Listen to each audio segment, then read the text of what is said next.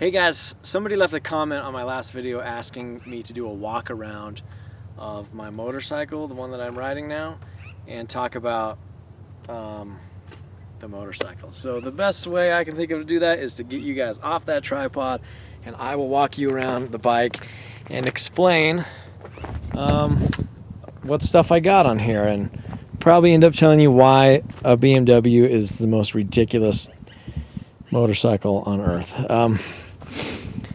This is, I had a Garmin Zumo, but it's broken, so this just kind of sits here like this. It was a Zumo 550, and I used it on my trip to Panama back, and it was just like a really, really expensive compass, like a $700 compass, because it told me which way I was going, and it had like one road on the map. Maybe we'd be in Mexico City, and there's like 6 million roads, and there would be just one road.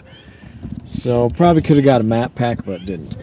This is where a mirror used to be, but I broke it off when I rolled my motorcycle and broke my collarbone a little while ago. This is a new windshield that my buddy Ian, who I was with when I crashed, he bought this for me.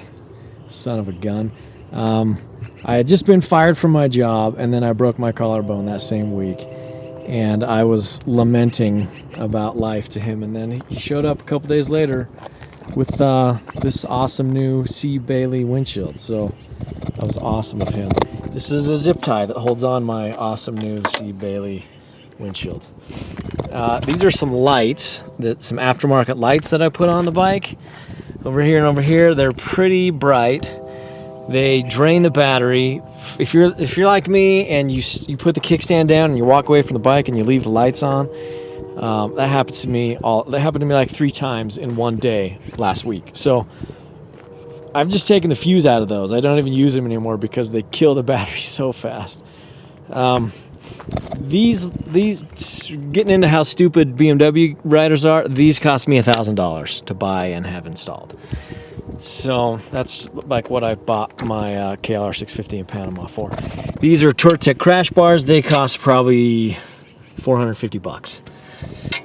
This is an aftermarket exhaust system. The stock one has like a cross thing that goes across between the two right there. Gets rid of that. Aftermarket headers, and then aftermarket exhaust pipe. That's the Russian one whose name I cannot pronounce. Acra something, I don't know. So that cost me $1,300 for a stupid exhaust system, but it made the bike like almost 30 pounds lighter or something. That stock exhaust can is super heavy. This thing is also a Farkle. It's a frame guard, because when you have a BMW, you have to guard the frame because your boot will wear off the powder coating. This is also a Touratech thing. Probably cost $500 for each. What else? These are my side bags. You can see it says halfthrottle.com right there. It's all worn off because I have had it on there for so long. That's from my trip to New York. I went around the United States on this. So I rode the Dragon, the tail of the Dragon. I got an Iron Butt award. Here's a Touratech sticker. This is an in and out symbol, which kind of used to mean California, but it doesn't anymore. We have these in Utah now. This is a sticker from El Salvador. This is a sticker from Chicago. I actually had a goal to ride nothing but highway on my trip across the United States. And I rode from Springville to downtown. Oh, there's some people coming. To downtown Chicago, and I didn't get on the freeway once. And then I got to downtown Chicago, and it was raining like crazy, and I said, screw this. And I got on the freeway because I couldn't afford to stay in downtown Chicago. That's from the Four Corners area. I rode a lot of Route 66 on that trip. These are Al Jesse luggage systems. There's some things I like about them. There's some things I don't like about them. Got a couple stickers from Mexico on here because I love the Mexican flag. It's so cool looking. And this, I love how this is just worn. Like you can it makes the bike look so grizzled that these stickers have been on there for so long that they're starting the wind is starting to rip them off. Belize, Guatemala, Tikal in Guatemala, another one from El Salvador, Panama, Nicaragua. Costa Rica. These are all places that I went on this motorcycle. Oh, this is a Farkle right here. This on a normal GS is just like, there's just some bolts right there. It looks kind of unfinished. So I paid probably $20 for that. Looks cool. Oh, there's a skid plate under here. That's also a Touratech thing. It's an extra long, super strong one.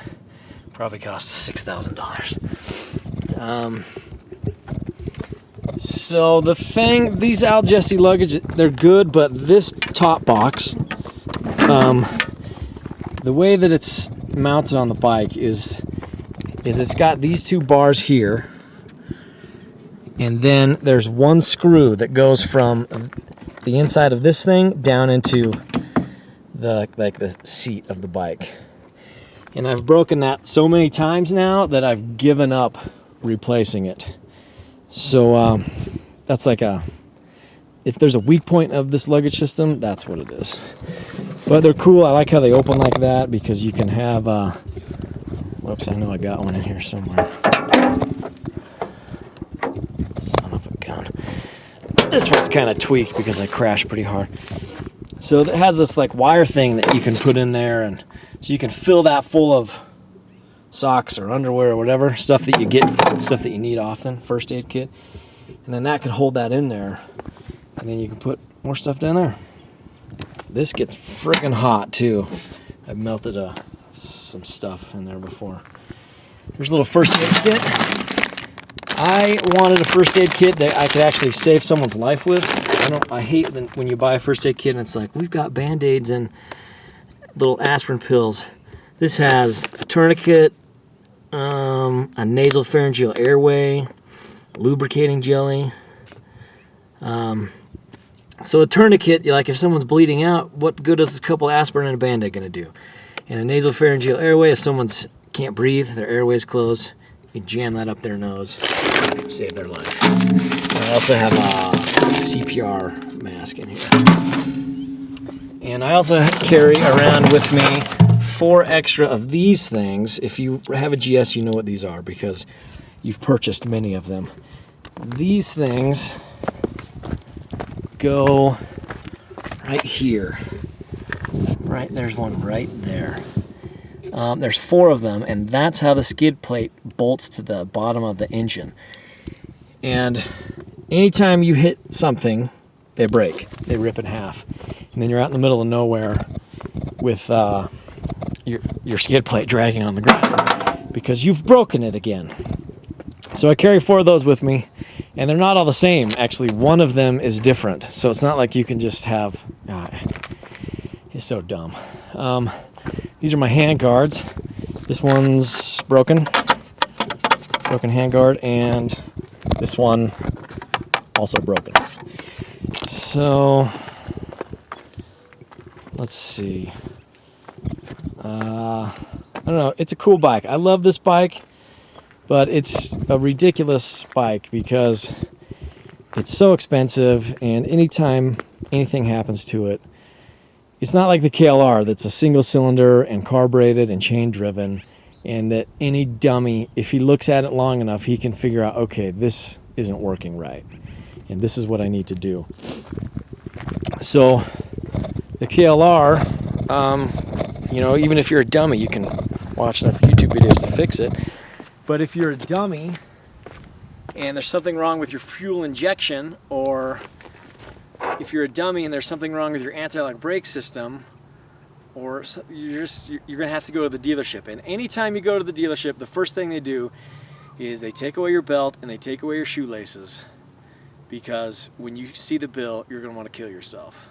I don't think you can get out of there for less than $800 anytime you go.